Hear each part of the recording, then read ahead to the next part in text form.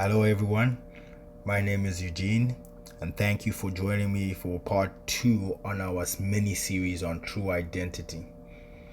As we all continue to seek our identity and sense of self worth through Him, our Savior, Jesus Christ.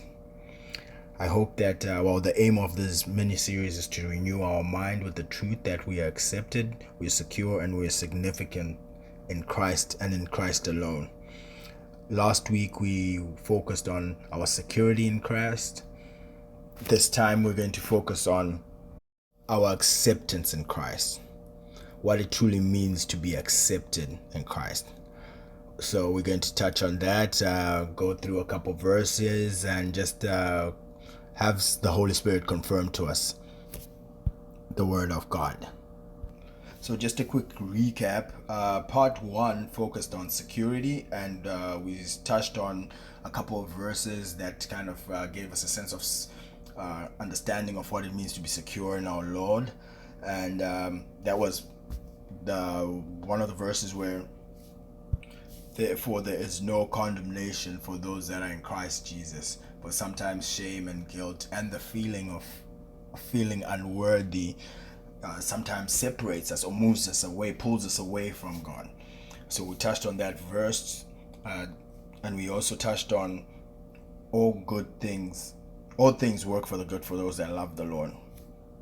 So regardless of however our situation may look or however our circumstance may be hard, we trust in God, and we put our hope in Christ.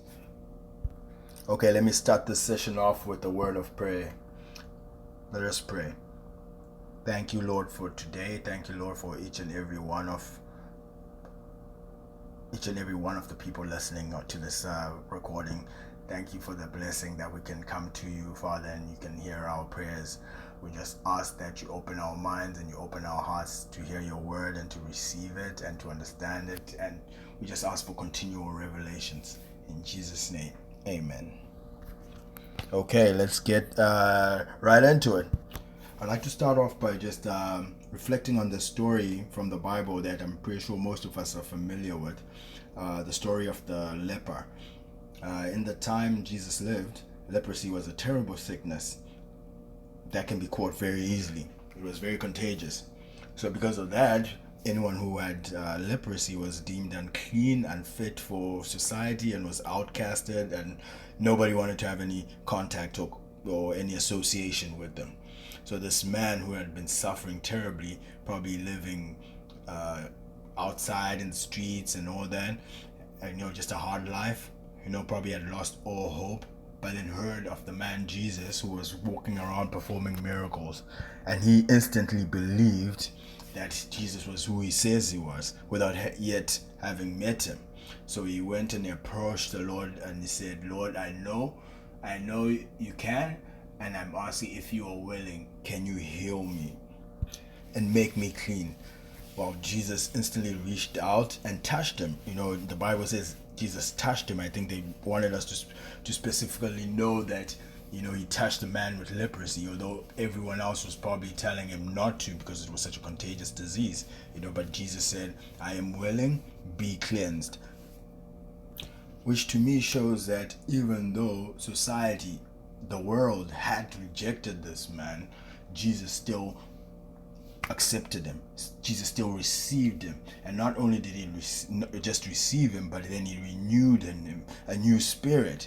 He gave him, of course, a new body, but I'm pretty sure that day that man left there with a stronger base, with a stronger faith base. His faith was strengthened in that moment, and that's all it comes down to, though. Just the desire to strengthen our faith. Once our faith is strengthened, we have more interaction with God, we have more interaction with Jesus, because we're now in partnership. We have made room for them to operate in our lives. So just got me thinking that, in our society today, we live on this popular belief of trying to get accepted in our family by doing what our parents or our grandparents want us to grow up being or doing what our peers tell us is acceptable or is more popular, or trying to fit in with a group of people, so we try and change ourselves. Even in the workplace, we do things because we want to advance in our career. We might not even enjoy the job, but then we go through that suffering because of what people would say it represents, or what people would say in our lives about our advancement in our careers. However, in Christ, we're accepted because of our weaknesses, not because of what we bring to the table, but it's because of what we lack. That is why the Lord accepts us. By not admitting that we are weak, it leaves no room for God to operate. God calls us to himself in spite of our shortcomings. When we place our identity in Christ, we have made an agreement to no longer live for the world and be driven by its approval, but instead to seek the kingdom of God and to do his will. Once we give our lives to the Lord, we now have been crucified with Christ, and it is no longer us who live, but it is Christ who lives in us. Therefore, if anyone is in Christ, he is a new creation. The old has passed away and the new has come. So you see, our acceptance comes from just acknowledging Christ and his act at the cross, by believing in the sacrifice that he did for us, and we are made righteous by him who bore our sins at the cross. So in coming to the cross in repentance and in full submission of Christ, or acknowledging what he has done for us and submitting to his ways and his laws and his word, we are made followers of Christ. We're made disciples of Christ. John chapter 1 verses 10 to 13 states, "He was in the world, and though the world was made through him, the world did not recognize him. He came to that which was his own, but his own did not receive him. Yet to all who did receive him, to those who believed in his name, he gave the right to become children of God. Children born not of natural descent, nor of human decision, or a husband's will, but born of God." In verse 11 it says, "He came to that which was his own, but his own did not receive him," meaning we already belong to Christ. We are already his. They say Christ came to retrieve the lost. It can't be lost. You can't be lost. Something can't be lost if it doesn't already belong to you. I feel like this verse is trying to tell us that we're not just accepted, just forgiven, but we are made children. The forgiveness comes with it, but we are made children of God. Jesus just does more than just accept us. He makes us his children. We sit with them at the table as his children whom he loves unconditionally. In order to truly embrace our identity in Christ, we need to come to the conclusion that we are flawed. We do not have it all together. We are not perfect, and we are only made perfect in Christ. The Bible tells us in Matthew, "Blessed are the poor in spirit, for theirs is the kingdom of heaven."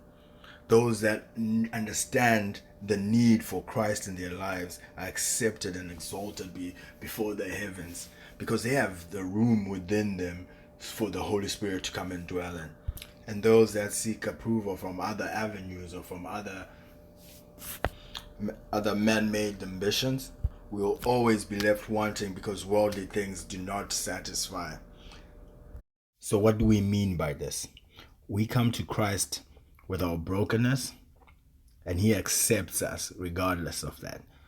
He purchased us, that which was incomplete, to be made complete in himself.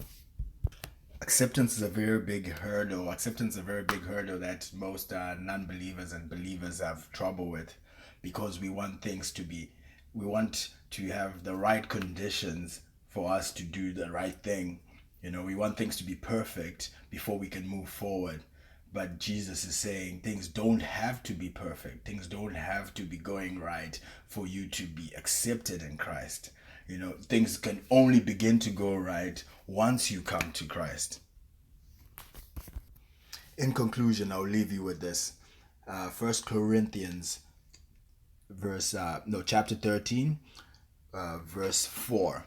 This gives us a description of love. And if God is love, there is nothing to fear when we come to the cross to give him ourselves to him. When we come to the cross to give ourselves to him. It says, love is patient. Love is kind. It does not envy, does not boast. It is not proud. It does not dishonor others. It is not self-seeking. It is not easily angered. It keeps no record of wrongs. Love does not delight in evil, but rejoices with the truth. And if this is what God describes as love, and if he says he is love, we should come confidently and boldly unto him. God just basically gave us a description of his nature in those few verses, which assures us that no matter what, we are accepted by him. His love is unconditional and everlasting. So my brothers and sisters, may the Lord keep you and bless you, and we'll meet up in part 3 where we discuss our significance in Christ. God bless.